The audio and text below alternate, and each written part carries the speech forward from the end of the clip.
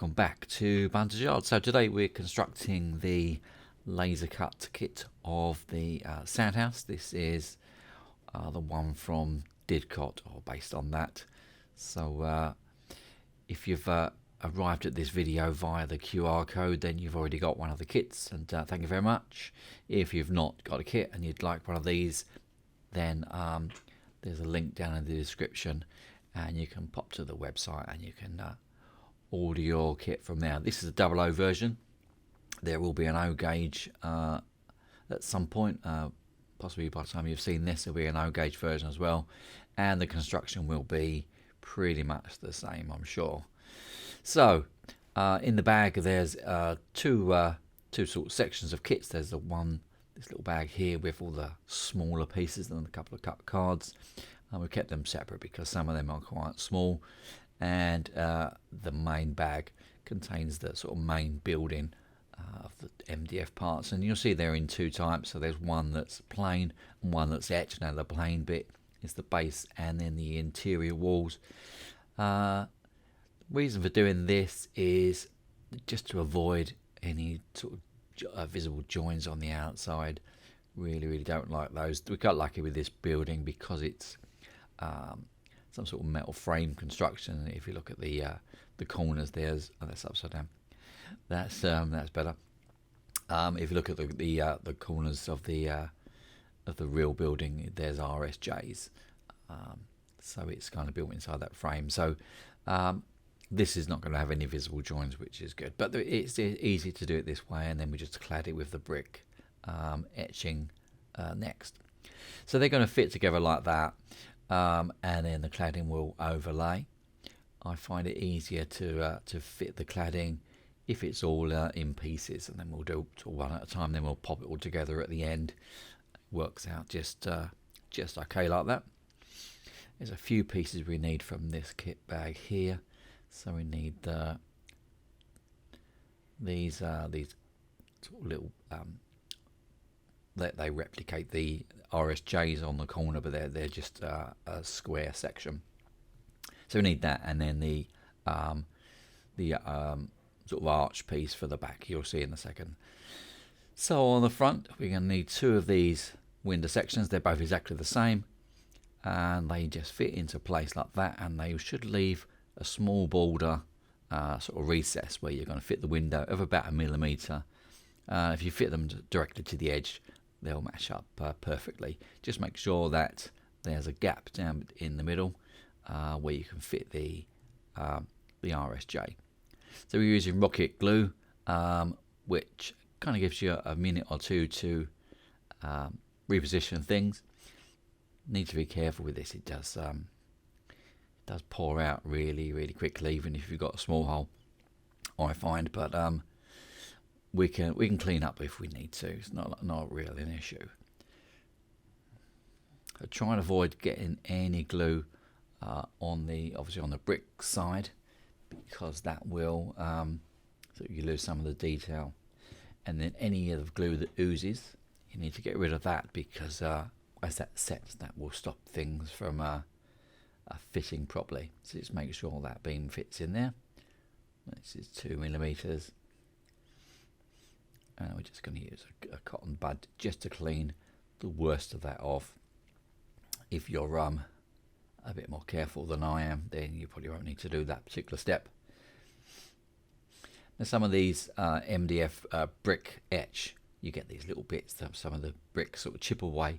It's not really a problem for this particular model, because you know, some of the bricks would have broken anyway. On older buildings, they get sort of frost underneath the brick, and they sort of blow, and you lose a bit of it. So it's really not a problem. If you want to carve any more off, then just chip them away with a sharp knife like that. And there you go. So we'll go around and we'll do the rest of the walls, and we'll add the rest of the cladding, and they all fit. It'll be quite obvious once you've got it how they fit together. They all line up. The tops on this particular one, they line up exactly, and the sides as well.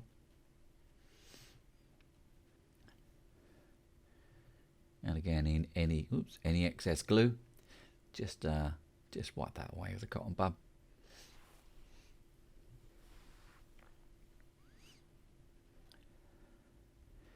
Now on this kind of back wall, this is where the sort of lean-to little machete thing will go. So just make sure you orientate the back wall in the correct way, because they are slightly different. So on the left there, you'll see that's a flat edge. And then because we've got these holes here, just be careful not to get any glue in those. So kind of give them a bit of a wide berth, because if you get glue in, they're quite difficult to get out. And any glue that sets in there will stop the lean-to from fitting properly.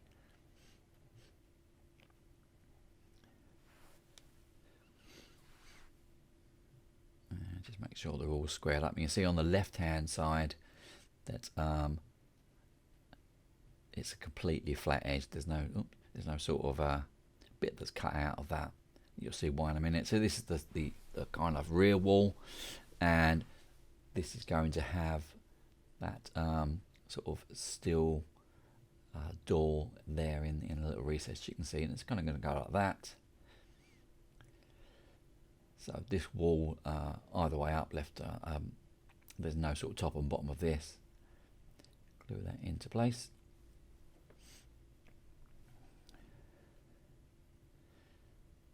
And that's going to line up on the left hand side. And if you want a little helping hand, these are quite useful clips. I found these on Amazon. I think I've got 20 for a $5 or something like that. Someone suggested you can use clothes pegs, which obviously you can, but they're quite handy. I like those. And then we've got this frame for the RSJ, and then this small piece. There's a different sort of brick section that goes along the top, a little line of soldier bricks there. So I'll leave that RSJ arch in place just while I'm fitting this, just to make sure I get the distances right. And then once that's spaced correctly, I can then take the RSJ out of the way, let it dry, and then we'll refit it later on. And then once they're all done, we can then start putting this together, clipping it into the base. Now the reason we do it like this, the reason this is just my particular preference, is when we design these, really the intention is to make it easier to paint. So rather than having to mask or use fine brushes as you go around, you can then paint everything before you make the final assembly, and it just makes it look much slicker. So you can see how these clip together, hopefully. It's difficult to get it wrong. I don't think you can get it wrong, actually, thinking about it. On these edges, try and put the glue in just in the recesses. Doesn't need to go down the sort of long edge, because that's going to be for something else a bit later on. So just glue along the bottom, and then in those little recesses, and hopefully the finger joints will all line up, and they'll go together. Any glue that oozes out in that little corner piece, just give it a little clean, because there's something that's going to go in there in a little while. Once everything's in place, I just while it sets, just going to put a band around the top just to make sure everything holds together at the top. The bottoms are held together with the base. So on to painting. So these are obviously your window frames, and there's the bit for the steel door. Leave them on the card. I find it's easier to paint, easier to handle. We've got also the door frame.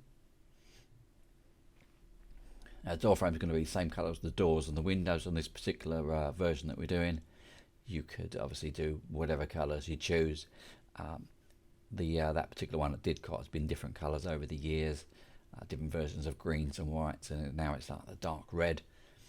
Those two pieces are the window sills. You can paint them separately before you put them in. We're not going to on this particular one. And then that bit is for the lean-to, a little sort of corrugated tin hut that attaches to the back. And my preference of painting smaller pieces like this is to use double-sided tape, which we'll put on a piece of, this is just foam board, these are offcuts.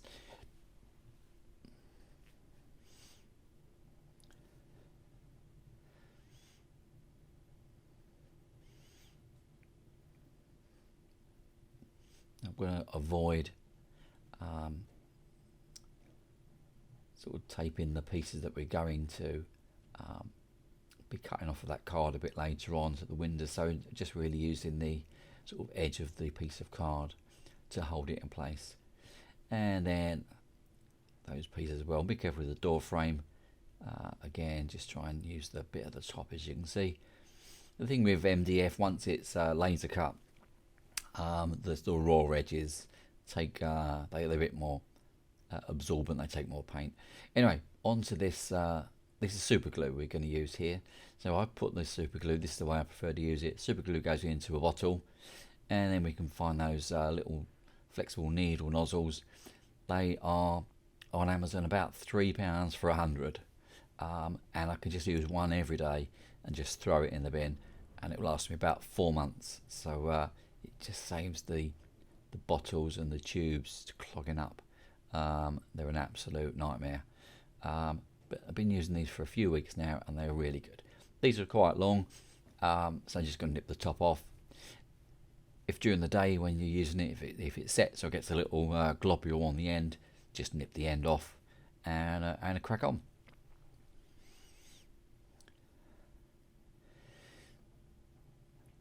So the lean-to goes in these little sort of locating holes here. Once you've got the pieces in front, it'll be more than obvious how it fits together. And you can paint those in whatever colour you choose, really, whether you just want to leave them as wood. We're going to paint them black today. I find, personally, it's easier to assemble that part, there's sort of 5 sections of that lean-to as a frame, and then just paint it separately. We're going to paint it as black, as I say. So just a tiny amount of super glue in the top there. Get the little cross braces. They're all exactly the same, all the 3 are the same. Just pop it into place. Try and make sure it's square. And then do the same with the others.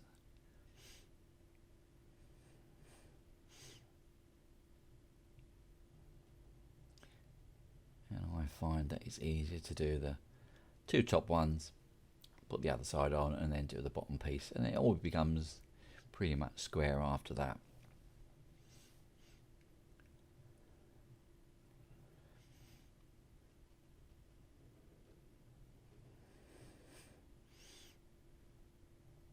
I'll put the link down in the description for these little super glue nozzles and the bottles on Amazon if I can find them today. But certainly worth the try if you use a lot of super glue, or if you get frustrated like I do when the bottle clogs up. You glue the lid down. I've done that so many times and wasted so many bottles of super glue.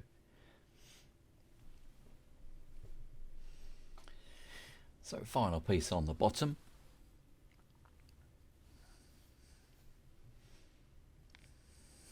And you can see it kind of squares up then. Click them into place with your tweezers if you need to.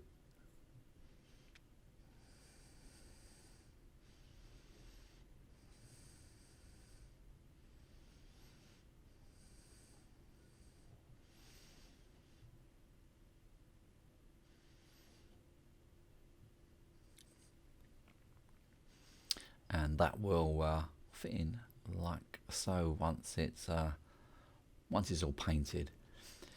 We're just going to stick it on a piece of card. We're only going to paint sort of the inside and the back, so we don't need to worry about the that surface being stuck down. Now for the windowsills, you can paint these separately and pop them in. We're just going to paint them afterwards on this particular one. A little bit of a rocket card glue on there, and then they just pop into place. And the same for the other side.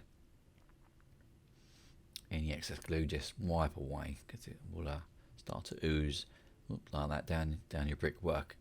And the joints between the bricks are quite they're not particularly deep, they're quite shallow, so you will fill them easily with glue if you're not too careful. So the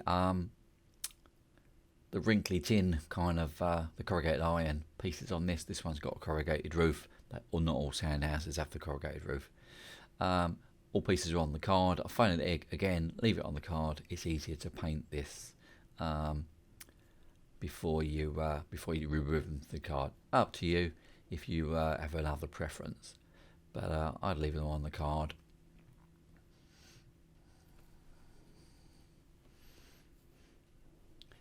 And the main structure, we're going to use just a grey primer. I like to use an aerosol primer.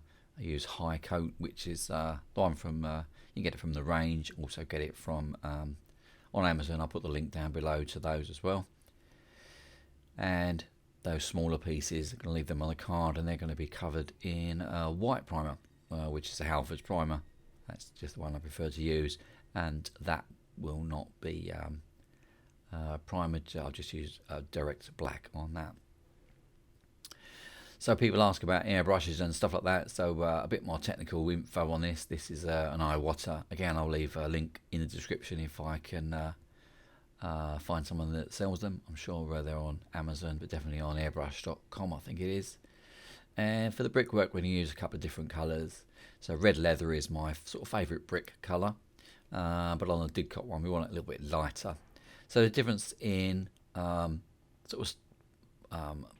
versions of the paints from Vallejo. So the one with the white lid, model colour, they need thinning down. We use the Vallejo airbrush thinner. Some people use different things, waters and all sorts of stuff. I just prefer to use the thinner. And you're going to mix it about 50-50. So the same amount of each. You don't need obviously a lot, it's only a small model. Try and keep the top of the bottle clean, because you will get little bits of set, and that will clog your brush up within no time. So thinners in first, generally speaking, and then the painting afterwards. If you do the paint first, the paint will go down into the nozzle, and it's a bit more difficult to mix once it's down there. Easier thing to do, or probably the safer thing to do, is to mix it separately in a separate cup. We're only using a small amount, so we'll do it this particular way. Mix it with a brush. General rule of thumb is everyone says you need it to be like a milk consistency.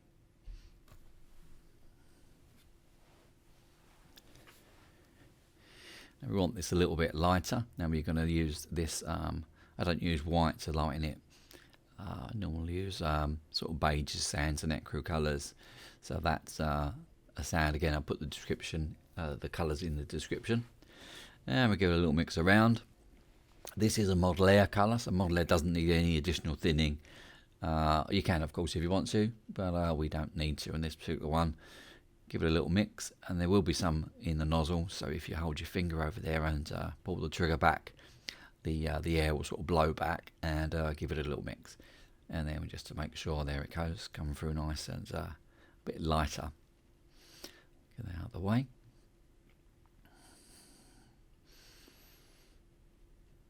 And then, here we go. Light coats to start with. Don't want to go too heavy, otherwise again you will lose the detail on the brick. Doesn't matter if you don't catch it all, if you get these little motley patches, because that adds to the effect. Because if you look at brick, it's not going to be consistent unless it's a ultra modern building. They're going to be different colour bricks, and then patches and all over the place. Interesting thing about this particular building, I'm not sure why, is that the sort of longer sides where the windows are, and the bit where the steel window is, the steel sort of flap at the back, is done in like a standard brick bond, and the ends are done in a different bond style. Not sure why that is. I'll try and find out, but if anybody knows why they use different styles of brickwork on such a small building. Be interested to know.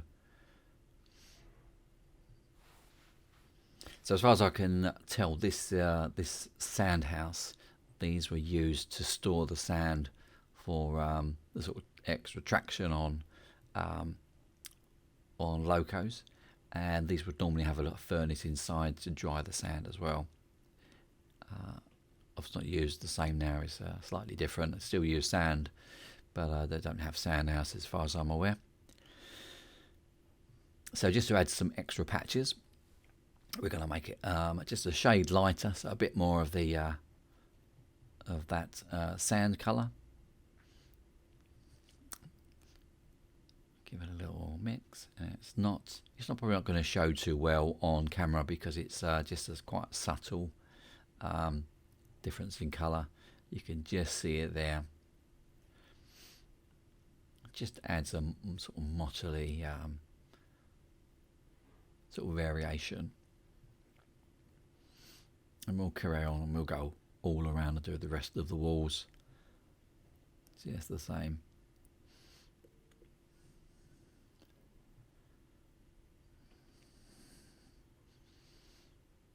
Now on the window sides, they appear to have sort of lighter patches underneath the window, just the way the any soot and in the atmosphere will sort of run off in the water, in the with the rain.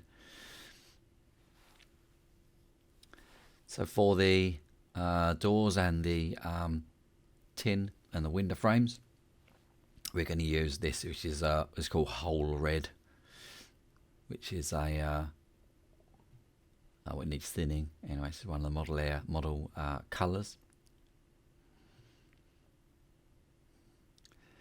And I say they are super absorbent, these cut MDF parts, so they probably will need a couple of coats. And then with the tin as well, or the corrugated card, but we're going to call it tin. The smaller parts need painting on both sides because they're going to be visible on both sides. Don't have to be too precise because it's not going to be that visible, and then you're probably going to weather it and put things in there anyway. So for the roof section on the reverse, just around the edge, that's all we need to do, unless you're detailing your interior. It's and you're probably going to use different colour, black for instance.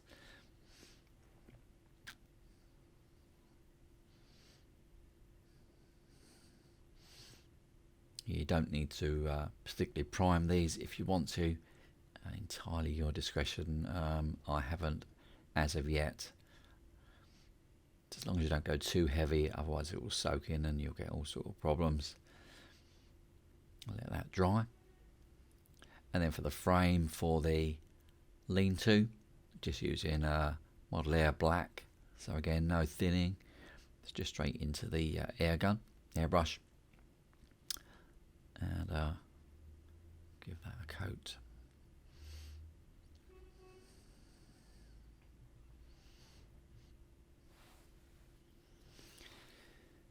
Now on the particular one at Didcot, the first 8 courses of bricks are in a different colour. I imagine they're engineering bricks. So we're just going to mask that off. Now I'm not pushing the tape down too firmly because it can, I mean it's not particularly sticky tape anyway, but it's you do run the risk of it pulling paint and bits of brick off if you sort of go too heavy or use the wrong tape. We're just going to hand paint this with a brush just to give a bit more of a random effect. And we're using this is called Panzer Grey, but you can use whatever colour you want. If you've got black and you can mix it with white or a bit of beige or dark red or whatever.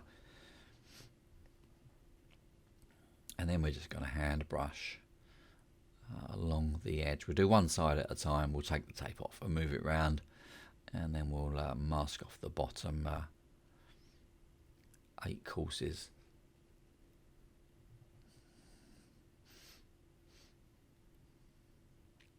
Now again, like the rest of the brickwork, there's inconsistencies, so I'm not really worried about little patches showing through. And once we get to the weathering anyway, it's going to obscure some of that anyway. So let's get these beams fitted in place. They are in real life RSJs. but they're quite difficult to model, especially with laser cut wood. So we're just using the square sort of sections. We're going to super glue them in because it's just a bit quicker. You can use card glue if that's what you want to use. All works the same. I just find it easier because it's a smaller area to get the glue in, rather than using the rocket glue nozzle, which is a bit chunky at times.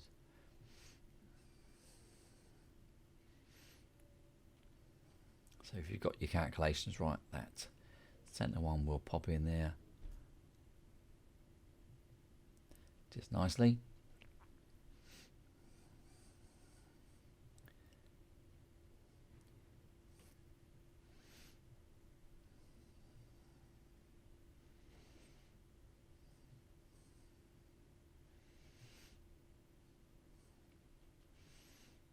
And then the last one goes there. So you should have 4 in your pack.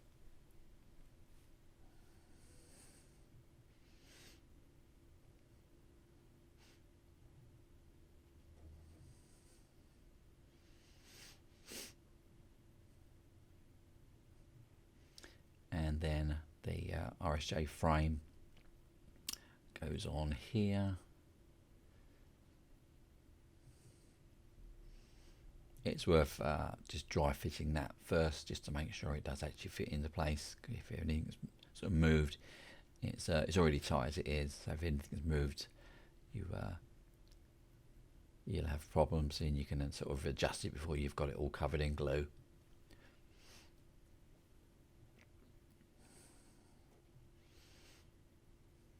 So that's all done. Next job is to fit in the door and the door frame. So again, we're just using super glue just along the edges there.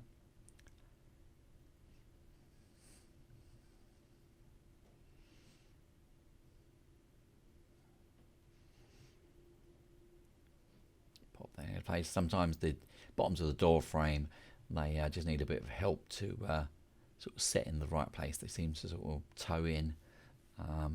Sometimes you just pull it to one side like that, and that will help it fit properly. And then the door is in 2 parts,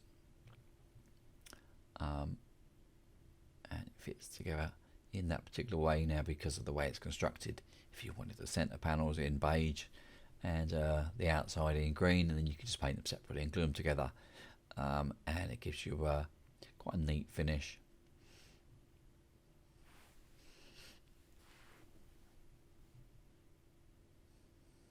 Now you can fit your door together before you put it in the frame, if you find that easier. I just find it easy doing it this way, and you can also pose it in an open position if you need to, just by gluing along one edge rather than all the way around. And you can see the super glue activating. I've just sort of flashed across the screen there. I use that for a lot of these smaller pieces, and that fits in and sets within seconds. I mean, a lot quicker than it does. Though super glue does set really quick, as I'm sure you know. But for some things that you need to sort of hold into place and to sort of set quickly, yeah, use the activator. It's an absolute godsend at times, and we'll use that again in a little bit. So our window frames, both window frames, both exactly the same. Now we've made these in a particular way, so these 4 windows in the middle here, they are actually on one panel, and you can cut them just along the tops and the bottom, and they're hinged right across the middle. I say hinged, they are sort of attached, and you can sort of bend them and pose them. So if you watch what we're doing here, just nip across the bottom. There is top and the bottom. There's a small piece holding it together there,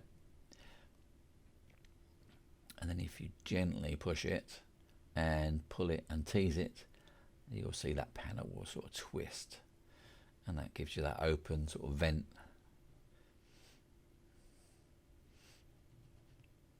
Like that.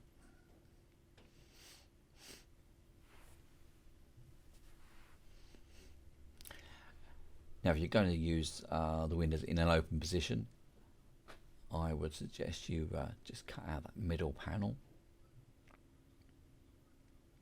and then we'll attach that first. This may need a bit of adjusting, otherwise it becomes too tight, so maybe just with a blade or a pair of scissors, just take a tiny amount off the side. I just find it's easier to do it that way. And this is the worst piece. With super glue, it will mark the glasses, you know, without any warning. So you've got to be really careful, quite accurate. If anyone's got a better way of fitting glass or these acetates into window frames, then I'd be interested to hear.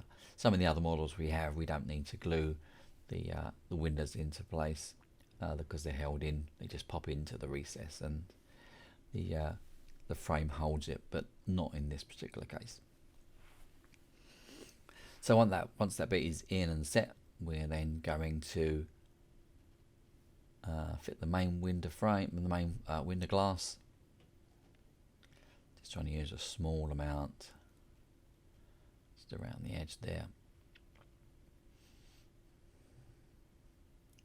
And you really only get one go at fitting the glass, because once it's moved and it's in the wrong position, then you start to get glue all over the place. Really don't like fitting glass. It's one of my personal bugbears, but it's unfortunately a necessity. So to fit the frames in, there's a small recess, as you can see, all the way around, about 1 millimeter. So a bit of glue there. Pop the window in, and then it will clip into place. It's quite a snug fit. So again, dry fit it first just to make sure it fits into place. You may need to trim the glass ever so slightly.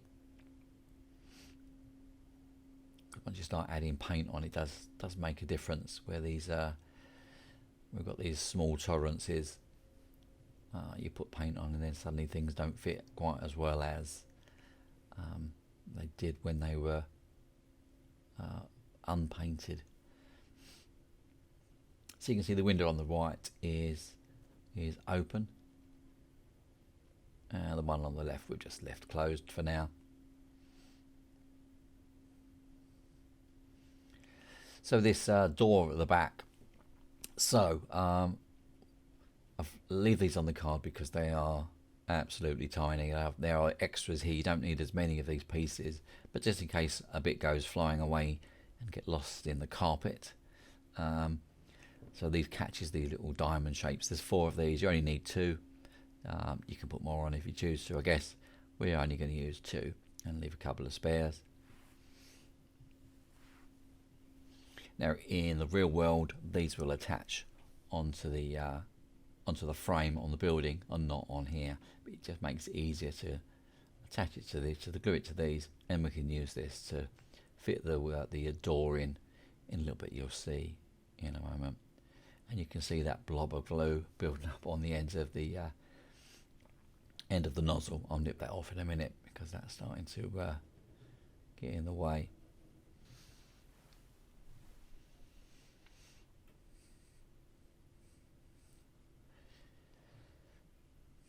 So just pop the second one on.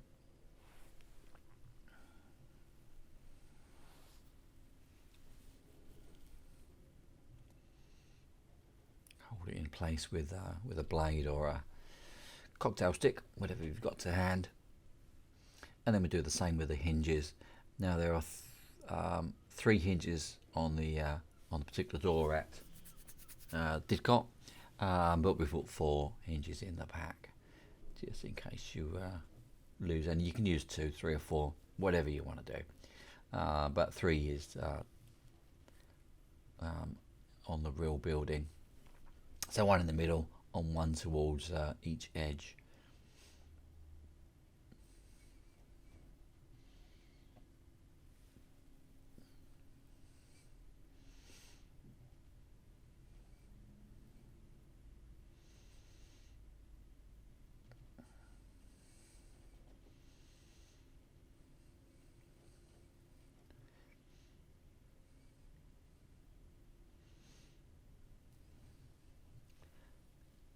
got some glue on my tweezers, so just be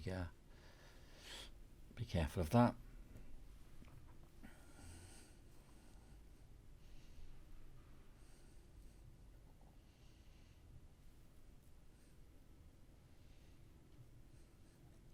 That's it. Once they're in, we'll glue the edges there, just those pieces, the hinges and the catches, and then that will pop into place. And that they're the pieces that hold it. The door is exactly the same size as the hole, so you can't glue that in first and then glue the hinges on afterwards.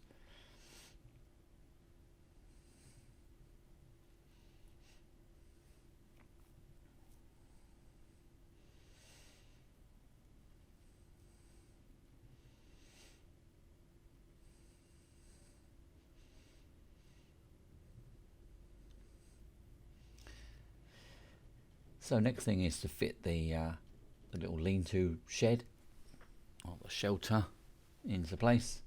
So glue in each of the 3 holes and then just pop that on.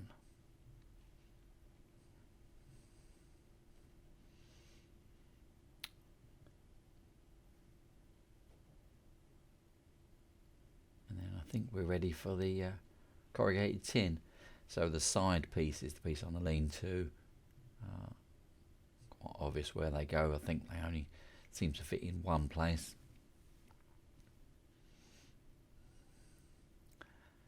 So just butt it up to the wall and get the top edge to line up.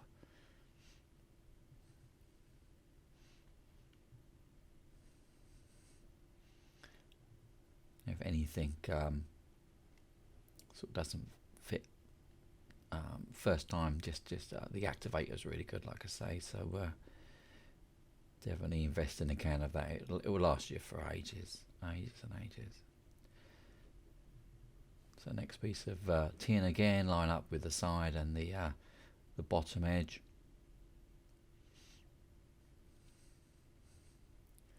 And then the roof section.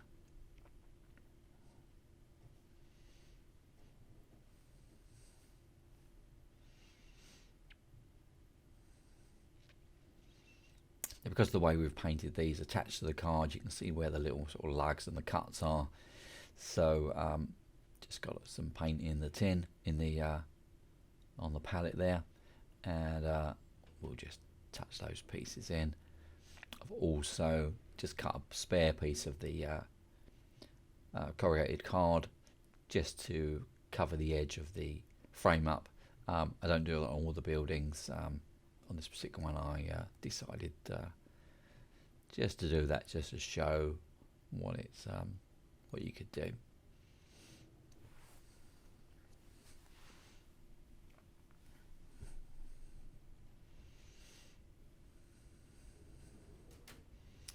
And our roof section. So the card is flat, obviously. It's got a bit of flex in it. If you bend it too quickly, you will sort of create a crease, so we need to be a bit more careful. So with a smaller one like this, I would just sort of bend it around something cylindrical, really, of a smaller radius than the roof we're trying to create. It just really is to get that bend going. If you've got a bigger piece, or if you want to, you can use steam from a kettle just to soften it up, and then you can form the shape. Just obviously, if you're using the kettle and you get steam on and it's painted, you can reactivate the acrylic anyway and make a mess. So I would just do it dry. So my way of attaching the roof that I've sort of decided is my favourite way is just on the apex there, just the top of the curve. We'll just fit that bit into place, just make sure it's nice and square, and then once that's set, we'll then glue the edges down. Again, that's where these nozzles come in nice and handy. Hold it into place, use the activator, give it a couple of seconds, and That should then create the curve. There we go. And we'll do the same on that edge. And then we can just work around the roof until we're happy that it's all fitted into place. Bit of activator spray.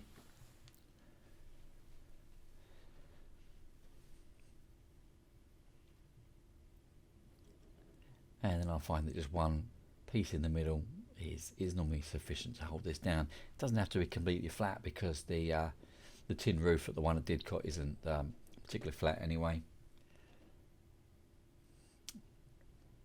So it adds a nice bit of character if it's got a little wrinkle. And there it is, all constructed. Now a few people have asked about weathering, so I'm just going to extend this video and we'll show the weathering process now. So if you're still with us, thanks for continuing to watch. This is our weathering section. You may have your own scheme or system. This is just what we're doing. So the first thing we do is so with the brickwork, just to make it a bit more random. So we're going to use the red leather to start with. That's our sort of base colour. And then we're going to have a lighter version and a darker version. So in the dark one we've added in the pans of grey, because that's what was on the bench, and then the sand in that one. And we're going to thin it down a little bit. Just makes it easier to paint on. Now if we get these colours sort of mixed together and you know, we get different shades, it really doesn't matter. It's not an exact science. If you look at older brick walls, there can be lots of different colours around. Use a bit more, make it a bit lighter, make it a bit more obvious what we're doing. We're just going to use the two colours really, just the light and the dark, but you can have as many shades as you choose. And you can paint in as many bricks as you want. You can do every single one if that's what you decide you want to do. I'm not going to. I think if we just have like a suggestion of that randomness, then I think that will be sufficient.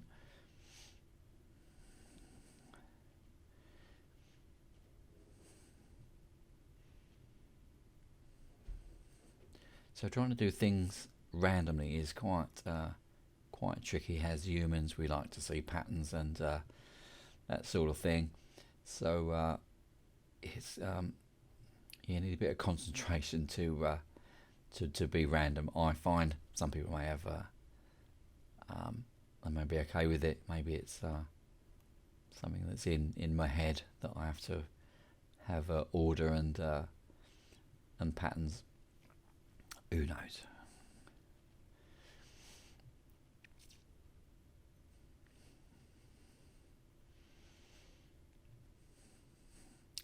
So we're just trying to paint on the brick, trying not to get any in the mortar lines. It would just hide the detail. We're not going to do anything with the mortar lines. We're not going to be adding any sort of mortar colour on this particular one. I quite like the that sort of darker sort of shadow effect of the mortar on this one, so we're going to leave it as it is.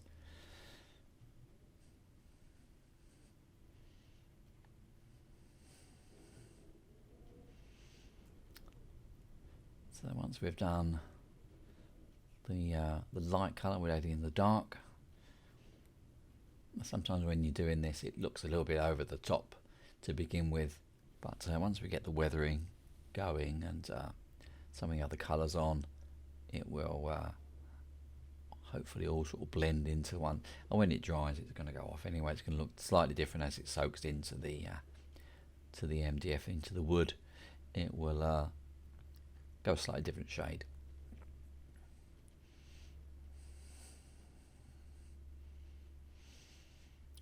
So we need to go around the whole of the building. Obviously it takes a while. It takes as long as you need really. This was probably sort of 15 minutes for me to do the this amount, and I haven't done that many. You may want to do I say more or less none at all. It's entirely up to you, whatever you think looks appropriate. So they do look a bit dark, but that's because it's still wet. Once it dries, it will look slightly different.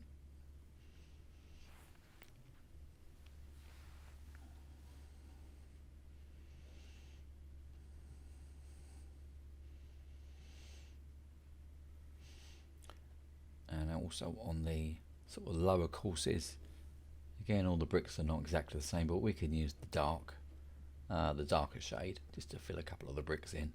You also use a black or a different grey if that's what you have to hand, or that's what you want to use. So just a similar thing on the front, just around there now, do exactly the same.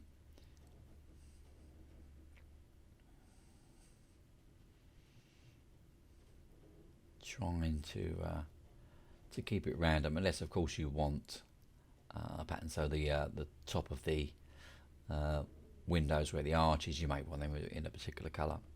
Entirely up to you. Window sills, we didn't paint those separately to start with, so these are just using cement grey, which is like a greeny grey. Just touch them with the brush.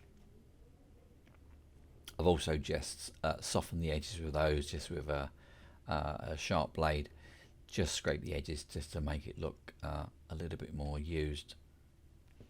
So with the airbrush, now we're going to use black to create a soot effect. Now if you've got a brush like this, or it's got adjustment at the end, you can sort of stop where the trigger goes, so you end up just getting a light mist rather than the full blast of the paint. And this just means that we can be a bit more subtle with our blacks. So I'm just going to do around sort of the edges and the corners. You can see it going in there. Just give like a build up of the soot that's and the smoke that's in the atmosphere, obviously, at a place like this.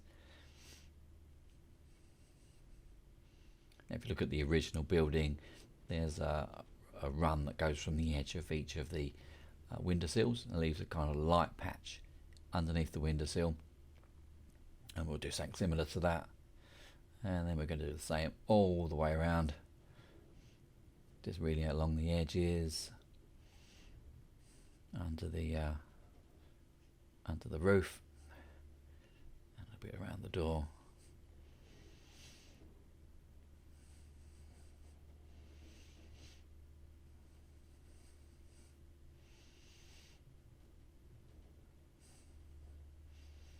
So you can see as we do that, the effects of the sort of brick pattern sort of fades away a little bit, becomes less conspicuous.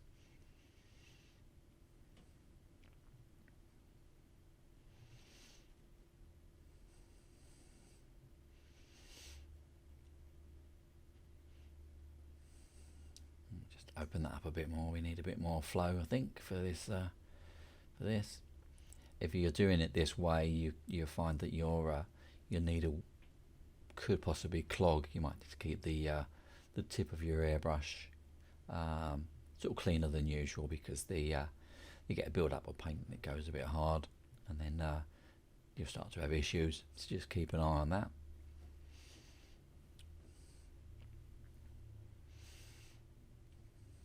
And then we'll do some sort of runs on the roof. So just going to run it across from side to side, not all over. We're just trying to create a few lines, as you can see there.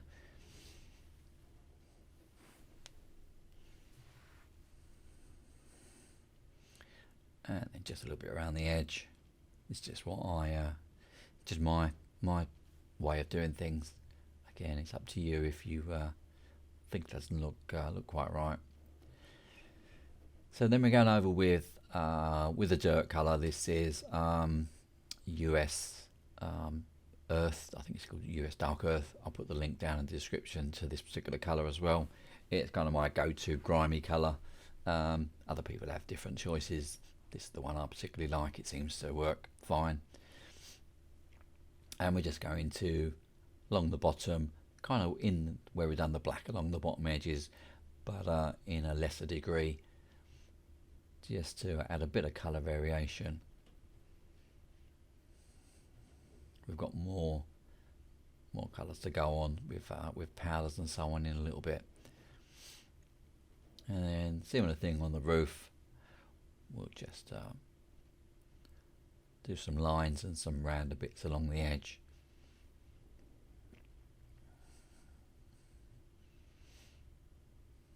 If you want your windows dirty, a really light sort of dusting with that, just to take the shine off.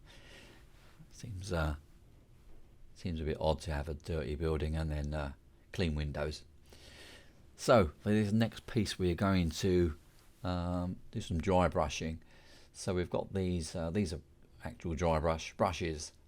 These are a kind of cheaper version from Amazon. It's probably worth trying a cheaper version to start with, to see how you get on. So the idea with dry brushing is that you put some paint on your brush, you rub it all off on your cloth, and when you think you've got it all off, you haven't. Do it again, do it a bit more, because you will get a lot of paint coming off as you go across the edges. And we're just going to use this along, sort of see the edges of the those RSJs across the wrinkly tin. So give it a wipe and then give it a wipe more. And a bit on the door. It just picks the edges out of the doors and just makes it more visible, basically, and gives a bit of a worn effect.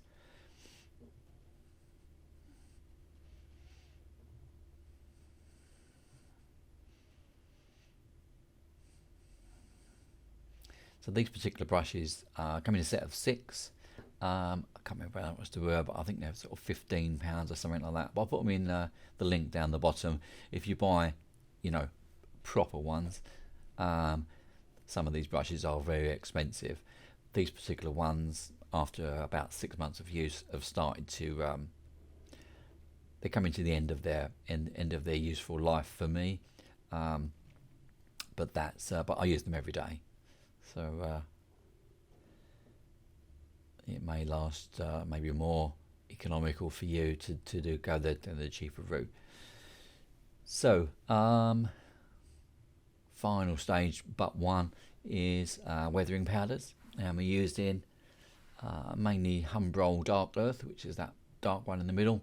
It got other colours mixed in. It had a bit of I knocked the tray and the palette, and some of the colours got a bit mixed, but with the darker it doesn't matter. It's gives a nice sort of random effect when you suddenly get a blob of soot or coal dust in there.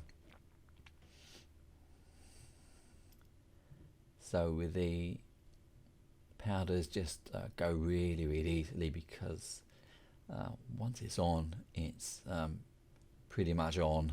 It's easier to add more, I've said this before, than it is to take it away. It's almost impossible to take it off, especially things like the Humbrol one, the Dark Earth, and these pigments that we're using here. They do adhere really well, especially to a matte surface.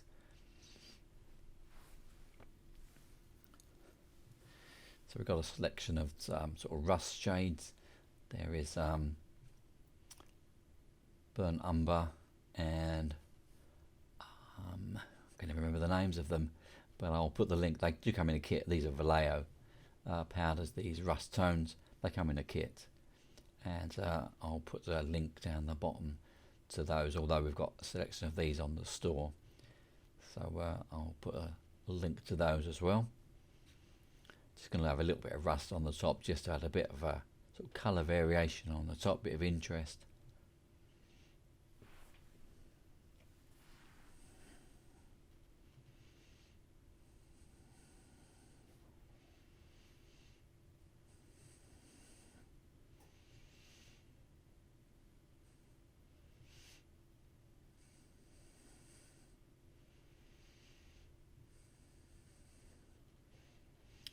And then our final colour we're going to use, these are from AK, I think, AK Interactive. These are moss colours. There's lots and lots to choose from. This is just one that I've got. I think I've got 3 or 4 that actually, but this is the one that I've chosen to use. The dark green one next to it is a Humbrol chromium oxide, which is very green. So I'll only use that if I'm going to mix that with like dark earth. If you've got too much of this on, it can look a bit weird, but you can hide it with weathering powder with the Humbrol dark earth. Kind of obscures it a little bit. And then finally, a little bit of rust around the hinges. You can use oils if you choose to. Just while we've got the powders to hand, I think we can use those. It will just catch in the edges and just create a little rust effect.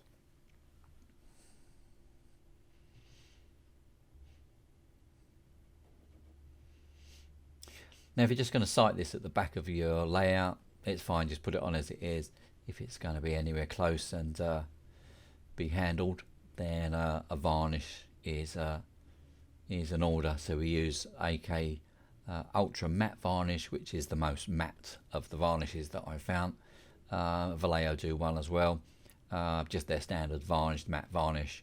But if you don't mix it properly, it will come up in a bit satiny. So but the ultra matte from AK Interactive is the one to be with. A light coat to start with, otherwise you won't wash all the powders away.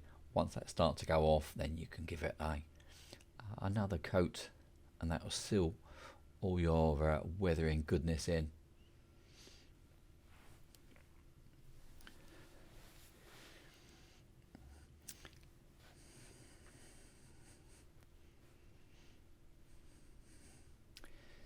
So here's their final version of the sand house.